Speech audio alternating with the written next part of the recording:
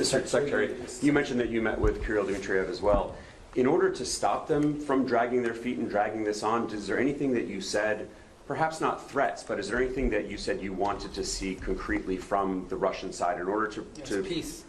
We want to see peace. But specifics in terms of getting to this ceasefire first and then the negotiations later? I mean, peace means you stop shooting at each other. I mean, it's as simplistic as that. Now, obviously, look, there's all kinds of conditions for a final peace, and you have to work with both sides. And I've said from the beginning, the only way a war ends in a negotiated settlement. If it's not an unconditional surrender, then it is both sides make concessions. We're not going to prejudge what those concessions are, because those concessions will depend on what Ukraine will accept and Russia will accept. But we have to make concrete steps towards peace. What we're not interested in, and I'm not accusing them of this, I'm just telling you what we're not interested in is negotiations about negotiations.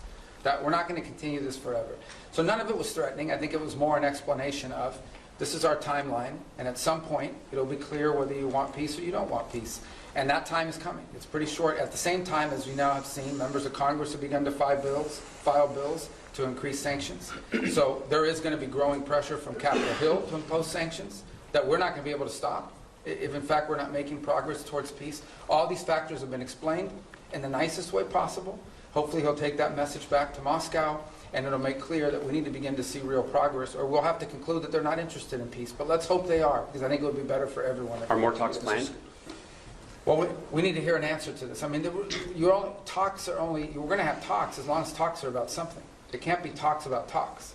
At the end, I think initially it was important to talk because we hadn't talked to them in a long time, but now we've reached the stage where we need to make progress. And if we're not making progress towards peace, then we have a set of factors that we have to take into account. But hopefully we are going to make progress towards peace. I remain optimistic that we can. It'll be hard, it'll be difficult, but I'm optimistic that